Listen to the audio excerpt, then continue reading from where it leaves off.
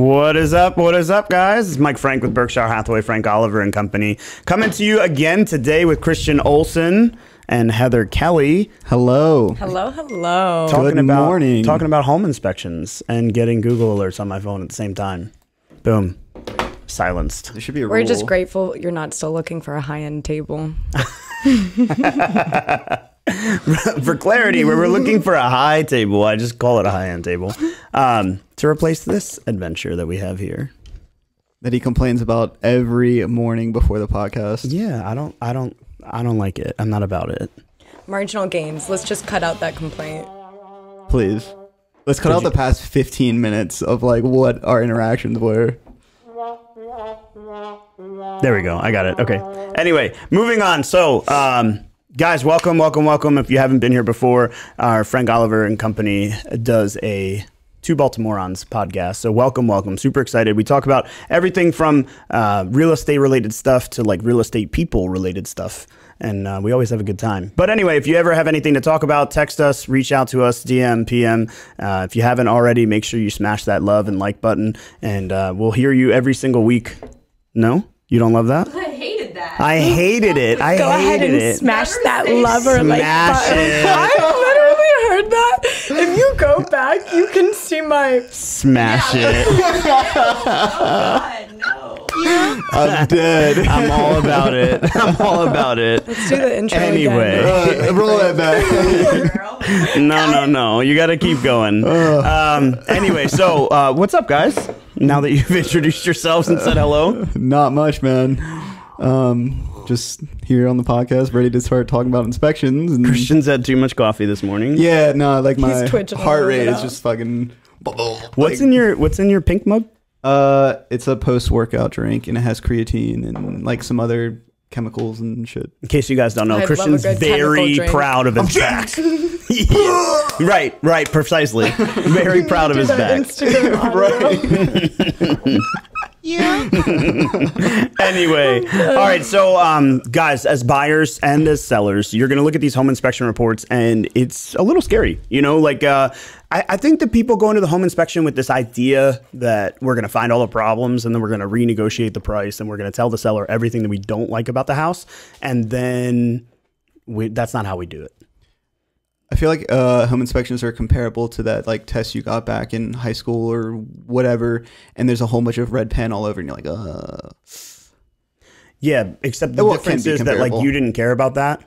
I care Right. about this. Right, and you should care about this. Like your Everyone biggest should care. investment. It's like people, I don't know, like they're not as present at their inspections as they should be, and then like something might come up later on, or they have a question, and I express to people like, hey, this is your time to take advantage of like being right with the home inspector and being able to ask as many questions as right on the spot, like learning as many things about your home, and I don't know, I just try to make that clear, but also let them know like, hey, like this is your opportune moment to.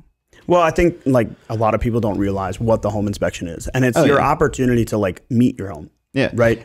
Oftentimes we're in the house for what, 5, 10, 20 minutes before you make an offer. And then this is the first time that you've like walked back in. It's like the first date, right? Yikes. Keep going with your analogy. I'm so excited. This is your rehearsal dinner, essentially. Not the your first rehearsal date. dinner. Right. Okay. Yeah. Fair. Like, are you sure? Yeah. This is your last chance. You know, your dad comes out and makes a speech. That was perfect. I'm a great analoger. I don't think that's the word, but okay. Anyway, so your dad's going to come and he's going to show you all the bad things about the house, right? But the key is not to overreact. So when's the last time you had a home inspection report? Like a week ago. A couple weeks ago. And when your seller buyer called, like they were like, what the fuck is this, right? Essentially. Time. Yeah, and that's what happened to me this morning. And it's like, okay, let's take a step back. Let's read the entire report, right? Like go top to bottom, left to right, read the whole thing. And in my case this morning, the buyer was like, well, but I already know. And I went, I understand that, but like there's more on the report that I want to look through with you. Let's read the entire report and let's talk later, right? I think if you can read the whole report, you can then start to like ask questions and you can really dive deeper into understanding your home before you make that decision as to whether or not you want to get married. Yeah. No? So it's kind of like writing the paper and then like stepping away for a couple minutes.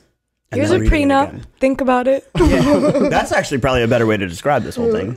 It's like a prenup. Yeah. Like we know what we're getting. We know what we're getting when we sign up.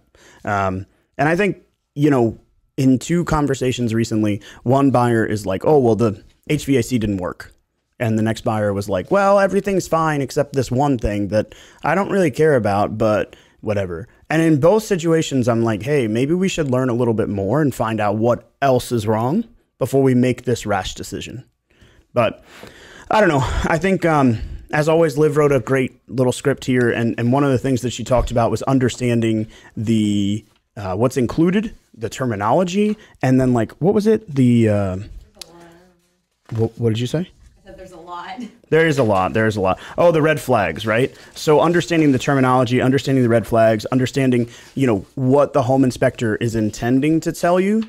And sometimes it might be like calling the home inspector again to learn a little bit more about the actual report. Mm-hmm. Hey, I have a question about this one thing. It says blank. Can you help me understand that? And the home inspector should take their time. I mean, you're paying them a premium, in my opinion. Yeah. They should take their time to explain it to you. No? Who you work with matters. Who you work with matters. I agree. So, Christian, can you give me an example of a home inspection issue that came up that maybe was above or beyond the scope of your normal conversation? There's separation from the side of the home in the chimney, which is strange. But like when me, Tim, my clients were looking at it head on, it looks perfectly level. It's not leaning one way or the other. There's just chimney for camera, chimney, house, and there's like a little sliver, like a gap in between. And I'm like, I've never seen that before, like ever. And they're like, well, what do we do? How do we fix it? Is it a brick chimney? Yeah. Whoa. Wild. So like the chimney's like falling off the house. No, because, well, I mean, if we look at it kind of with the naked eye, it seems level and there's not leaning one way or the other, but there is this gap, right? And if it is level, then you want to obviously fill in that so no moisture and whatever can kind of seep in through. And that's what we talked to Tim about. But in the terms of like, why is it not attached to the home, or why is this gap here? That's something I've never seen before. Yeah. And I've never had to have that conversation. So talking to Tim, talking to my clients, we had to learn a little bit more. What ended up happening there? Like, what, yeah. So there. Wait, who was this? It's Felix and Ada. Oh, recent. Okay. Yeah, it's still going on right now. We submitted for a couple of repairs because we had that ability to do so in the contract, and the sellers are going to address everything, get qualified, certified, licensed contractors out there to make sure it's not leaning one way or the other, fill in those gaps, and address any other issues that we had. Okay. And then, so that's their plan moving forward. You haven't seen like the end of this result. No, Okay. no, we just submitted the I think pin today. very, very commonly on both sides, as a seller as well as a buyer's agent, you see this and it comes up and all of a sudden it becomes like, oh my God, the chimney's falling off the house. Yeah. And then the agent is like, shut up and buy the house. Like, I just want to get paid. Mm-hmm. Right. Mm-hmm. But I think there's a happy medium. And I think the happy medium exists when it's like, hey, so what do we want to do? Now that we've understood it, now that we've read the report, now that we've learned, we've asked our home inspector for more explanation. What do we want to do? And then it's like, well, what options do I have? So how do you handle that? You can educate them. Like, obviously, if you're submitting for some type of repairs, there's different routes you can go. You can ask for some type of credit. Oh, let's approach this from the conversation of the real estate contract in 6 days. Dun, dun, dun, dun, dun, Okay, dun, well, dun, dun. then- For those of you that don't know, the Maryland real estate contract is changing. Shit's changing. And there's a lot of things that are coming away from the contract. At this point, there's so many different options, it doesn't even matter. As we move forward, you're either going to have the opportunity to do a home inspection or not. If you do it, you have all the options that exist for you in the world, which is what Christian's going to talk about. If you don't do it, then you would never know about this chimney thing until after you own the home, which is a good question as well. Like, how do we handle that? Right. Well, if you get your home inspection, then you have the ability to ask for some type of repairs. You can ask for the specific item to be repaired. You can ask for a credit. And I guess the sellers can kind of come back to you and say, hey, we'll fix the item. We won't fix the item. We'll give you this money to fix it, like, so you can fix it yourself, that credit I was talking about. Or if you have a giant list of things, they can say, hey, we'll fix 1, 2, 3, not 4, 5, 6. Right. And then you kind of, the ball's now in your court to make that decision. Like, are these things make or break? Do I still want to marry this home? Do I still want to marry this home? Throw back to the analogy. No, I agree. And I think that there's a lot of good points to be made there. I think that as we move forward, it's going to be very weird as we continue to move forward with the new real estate contract, with the options that you have after you have a home inspection. And certainly for those people that may choose to not have one, I still like want to get it checked out. You know what I mean? Yeah. Like you signed on this like major league player. This is your number one, your biggest asset. You want to make sure that you get it checked out. Okay, we signed on. I still want to have a home inspection after I own the property. And I think that might be a conversation that we should start having with people. But at this moment, it doesn't seem like that's going to be the approach. The better approach is like, hey, now we have this crack. We had a home inspection. What do we do? Right? And so option one is to terminate the contract. Is that what option one is in the contract, or you're just saying? No, I mean, there's no in the contract anymore. At this point, it's have a home inspection or not. Yeah. And the first option is to terminate. Okay. What do you think that's going to do for bargaining power in the market right now? I think everybody wants to just sit here and bargain, and I don't understand it. Right. Like, I think that if you make your deal, if you make your bed, you live in it, right? And the home inspection is not designed to be the renegotiation of the contract. Yeah. I mean, plus, what do you really earn if you renegotiate the price? What do you really earn? Yeah. Lower monthly payment. Sure. How much? Depends on how much you negotiate by. It's Like if probably you not lower gonna it $5,000, it's gonna be between $20 and $25. Yeah, Yeah. so $25 a month, right, for $5,000. So what would we be lowering it for? Like a water heater? You could, but at that point, why not just get a? I mean, there's another out of the credit, right? The credit, right? Because the $25 a month doesn't pay for a new water heater. Right. And so the lower price never made sense to me because it doesn't solve the problem, right? Most people don't just have a wealth of money sitting in stockpile to do this. Yeah. Even if they're putting down 20% on a $400,000, $600,000, $700,000 house, even if it's $1 million house, like, yeah, okay, great. They've got 200 grand. They probably don't have 700 grand. You know, they might have 240. They might have 290. But what if that 90,000 is invested in stocks in retirement? Yeah, what if that 90,000 is going to be used towards like having a baby or like taking care of medical bills for other people? Like having that extra $3 or $5 grand to make that improvement might be above and beyond the capacity, Right. Yeah. regardless of price. Yeah. So for me, it's always about focus on, hey, you would have bought this house, it was $5 grand more, right? So why don't we increase the sales price a couple thousand, ask the seller to replace the HVAC unit. Everybody's happy. Yeah. It's not a meet in the middle. It's not a give up the world. It's just like, it's not the opportunity to like renegotiate the price, And it's like, this is honestly the most feasible way to get what everyone wants. which is the furnace functioning, Correct. right? Like, and home inspectors, they've kind of like caught on to this. So I had a home inspection yesterday and the guy was really great. He is a new inspector. He was a friend of the buyers, but How did this? Oh, he's a friend of the buyers. Okay. yeah, he's a friend of the buyers. And the very first thing he says is, oh, I'm not going to blow up the deal. I'm not going to blow up the deal. I'm going to be real calm and I'm going to talk to the buyer. I'm going to let them know what's going on. But like, I'm not going to blow up the deal because that's what they used to do. So now they all say that they're not going to, even though they do. So like they come into you and they're like, the water heater's broken.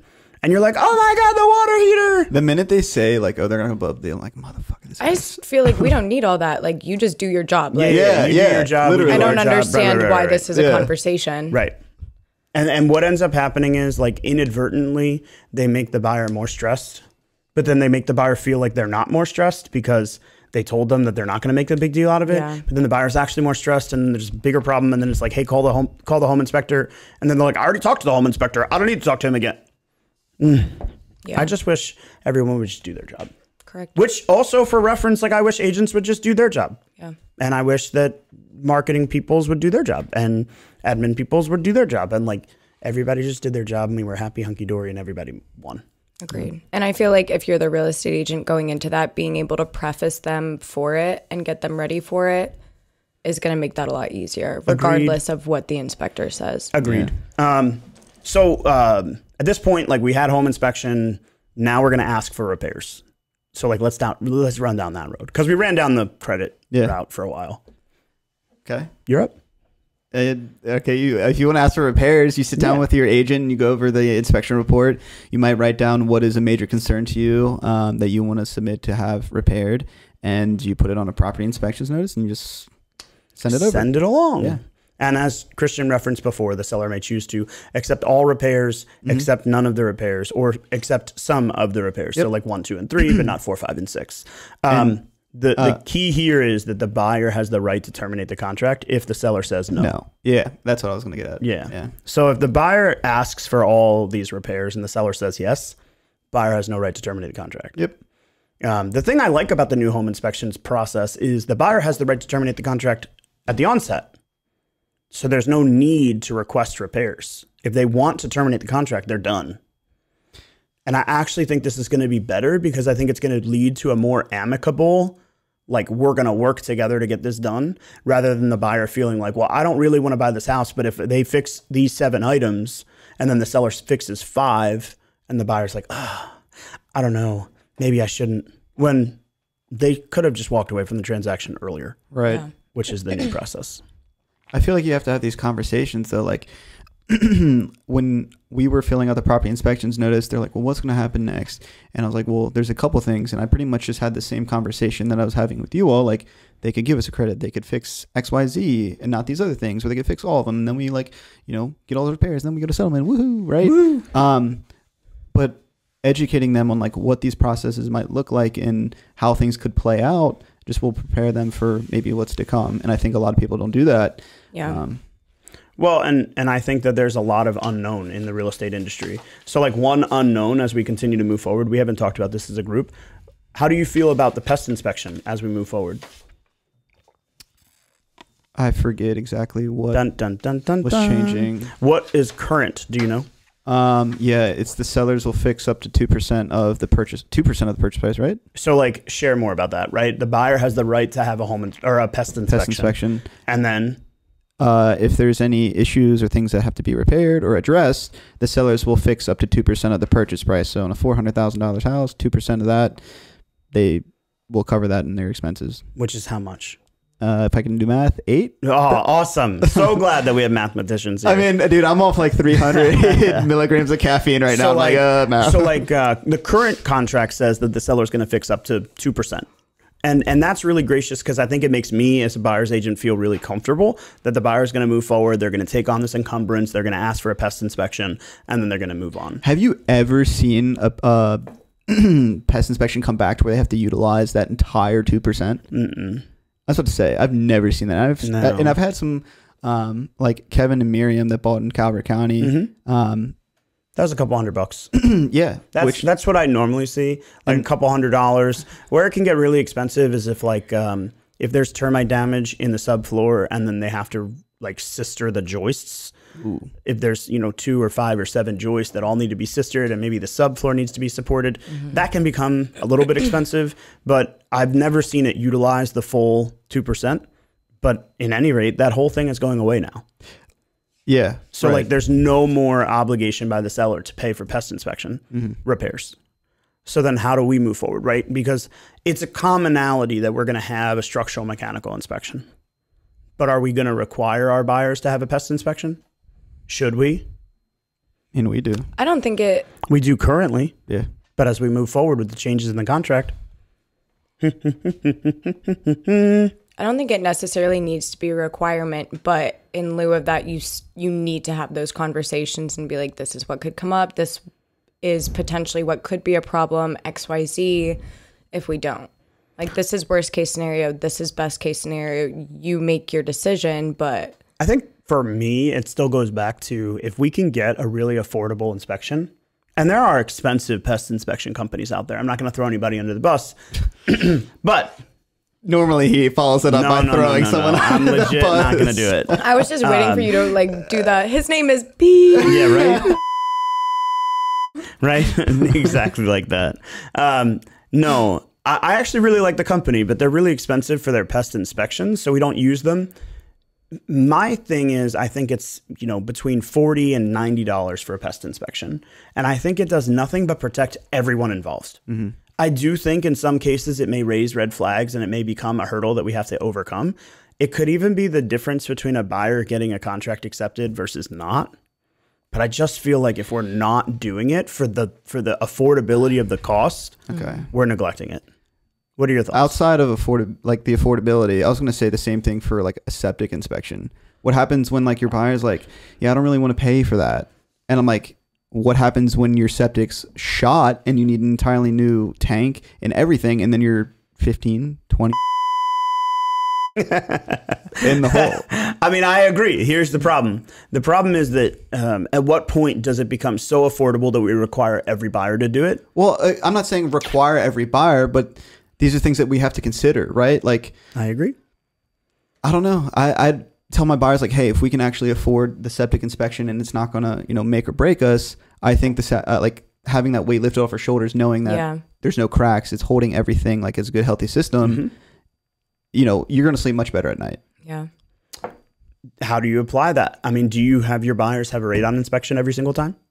No, but we have a great video on radon inspections on our YouTube. You go check it out. But that's what I learned. Like, so radon inspections, you were saying that testing it once is kind of like bullshit. In my opinion, you can't be like you were saying when we're on national fucking television. Right? On national TV. In my opinion, I think it's a waste of money. I think that you spend a god awful amount of money finding out when you could spend that money and a little bit more rectifying the problem. Right. Like, but that's how I feel. And the problem is that I think pest inspection is so affordable that I feel like it needs to be something that we continue to move forward with. I think that buyers in this market need to understand what they're buying, and we have a responsibility as a team to... I feel like we have a responsibility to talk about these things within each other, because your perspective about radon, my perspective about septic, your perspective on any other home inspection or idea how we can go, how we can go, like how we can act in real estate, might help, I don't know, comfort our clients a little bit more, give them a clearer picture. Yeah. I think having the conversation is what's important. And for those of you that like don't know, we have these conversations off air, of course, right? But the fact that we're willing to do it here and now and like in a public eye is really the difference between having someone that I feel like you should trust and someone that I feel like you shouldn't. I would welcome a buyer or a seller to come to me and say, hey, how do you handle home inspections? I would love to share that with you. Yeah. Right? Not asking your agent, and worse, your agent not having a system is worse, in my opinion. Like, that's where you're really breaking down the barrier of trust. Just my opinion. Yeah. But I feel personally that we should continue to encourage pest inspections. I don't know how to handle it personally, and it's going to be an interesting bumpy road in 6 days, 5 days. We shall see. Who do you think is going to be the first one to write a contract on October 1? Me. Oh. Damn. Yo. Psych. Me. Yeah. We'll see. I'll beat you to it. Heather's like, guys, will you actually wait until tomorrow? Because I really want to be Christian in this writing a contract thing. So start paying people off here. Like, I know you don't actually want this house, but humor me here. Or how about this tactic? Let's give it a little bit of time. Right? Like one more day, the seller's going to feel that much more pressure. I'm actually getting ready to submit at 11:59 p.m. I'm getting ready to submit an offer, and my client and I have been talking about this house for probably like 5 days, and we're finally getting around to submitting an offer because we're like leaning on the seller's neglect to sell the home. Like, we want to get a good deal. So we let it go through the weekend, and now we're here. Hell yeah, man. Leverage, baby. That's what we're trying to do. Speaking of leverage, all right, so let's just say hypothetically, side bet here on this October 1st thing. What are we betting? $100. $100 for the first person to get a contract signed? Does it have to get accepted? Yeah, I was just going to say, why don't we raise it and make it first person to get the contract accepted? Okay. I'm down. Yikes. I'm not party to this, so it's between the two of you. Okay.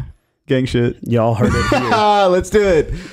Podcast heard it first. Podcast heard it first. All right. First person to get an offer accepted October 1 and beyond of 2022 is $100. Yeah. So $100 to the winner. All right. I'm about it. So you get to sell a house and get $100. I like it. You could do the same if they signed up for PenFed Credit Union. Yikes, yikes, yikes. At any rate. So let's just say hypothetically there's a major problem that comes up at the home inspection. We talked about the ability to terminate. We talked about the ability to ask the seller for repairs. Christian mentioned the opportunity to negotiate for a credit, right? I did talk about that. And then we also have the ability to Affirmative. change the price. Like we know that, right? Yeah. Is there any other way that we could overcome a problem from a home inspection I was issue? just thinking. You can talk to your lender depending on who they are. We have to talk into the microphone, right? You could talk to the lender. The lender could issue a credit. That one's a little tough. And your lender's going to give you 15 reasons why, but what else? Nobody? Okay, well, never mind. I heard what she said, but then I thought about it in a different way, and it's the same thing. Yeah. My favorite way. This is my favorite way. Give me a problem. Give me a problem that's like insurmountable. Is it okay? Could you just say have your real estate agent, like if someone's garbage disposal is like jacked up, they didn't know how to fix it, the knowledge that me and you have now and the stuff that you've shared, I could just drive to my client's house, be like, hey, get this little Allen key, reset it, and then you're good to go. You could do that. But I can't do that for a chimney. Give me a broken device. A chimney, a roof, HVAC, roof. All right, perfect. Roof is my favorite one. So big shout out to our roofing contractors out there. Roofing is my favorite one. Why? Because we get to call the seller's agent. We get to tell them that, hey, the buyer's not going to be willing to move forward in this purchase. We're going to terminate the contract unless the seller's willing to credit the buyer for the full cost of a roof. I've got a really great roofer. I can get a quote out there within the next couple of days. Would this be something the seller's open to? The seller says, sure. We go, we get a quote. We come back. How much is the quote? $2,700. $2,700. Cool. That's cheap as shit. I don't know. I was just about to say. Are we replacing the entire roof? Yeah. I The blanked whole out for like shebang. 2 seconds. Then 10 grand. Sure, 10 grand. So we have $10,000 roofing estimate, right? My roofer, shout out to them. They know who they are. They give me a discount because we send them volume. And when we send them volume, I mean, my dad used them. My clients, past clients, my family friends, like when people ask me for a roofer, they're the ones I send. It's not always in a real estate transaction. But so it's 10 grand. They give me a discount. I go to the listing agent. Here's the cost. Listing agent says, oh yeah, we'll split it with the buyer. Sure. So now the buyer increases the sales price by X amount of money, pending that the appraisal can support it, and the listing side will pay for it. I love it when things My work out. favorite is that because I'm working with these people so routinely, I can oftentimes get it for like little to no money out of pocket. Heard. So where I have a $10,000 roof, the seller doesn't have the money. They, of course, can't pay the cost. They need the proceeds of this house to buy the next one, blah, blah, blah, blah, blah. A perfect example is Isaac and Chelsea. They had a $5,000 roof. The seller agreed to pay $2,700. Isaac and Chelsea were going to pay $2,300. I think it was $5,100. So I think it was $2,400 from Isaac and Chelsea. But we get a check at settlement for $2,700. The roof goes on the next day. Contractor gets the $2,700. Isaac and Chelsea are on the hook for the remainder. And then they pay it, and then we're done. So it's like, it's an easy way to help accomplish problems without getting into like the paperwork part of the home inspection process, where we're not as hyper focused on like the paperwork, more focused on the seller needs to sell, the buyer wants to buy. This is what makes everybody happy. Let's figure out a way to make it all work. And I think that's the biggest thing. Like, this is probably like 9 pages of content. Do you know offhand? Let's say it's 9 That's a pages. lot. It's a lot of pages here, right? And when it all boils down to it, it's all really, really valuable. 7 pages of content. It's all really, really valuable. The first piece of the puzzle is understanding the home inspection because it's now your home. Yeah. I would say even breaking it down, like for us, like we use our preferred inspector, right? Mm-hmm. We are familiar with the report, and our clients may come to us and say, hey, I want to use my buddy or whoever, and sometimes it doesn't always play out in their advantage, right? Like we use these people for a reason. We have these relationships. We understand their report from top to bottom, right. All 800 pages, you know? And the open lines of communication between our teams and just how much easier like, it makes everything. And like big shout out to Tim, one of our home inspectors. Yeah, he's awesome. We had a roof, funny fact, it was a roof that leaked. It was probably like 5 months after settlement. And Tim has a coverage policy. I don't really understand it. Let's just say it was 6 months from the date of the inspection or something like that. And it just so happens that this roof leaked at like 6 months and 7 days. So his coverage policy obviously doesn't protect the buyers. But, you know, upon finding this out, I said, well, can you call the buyers? Can you help out in any way?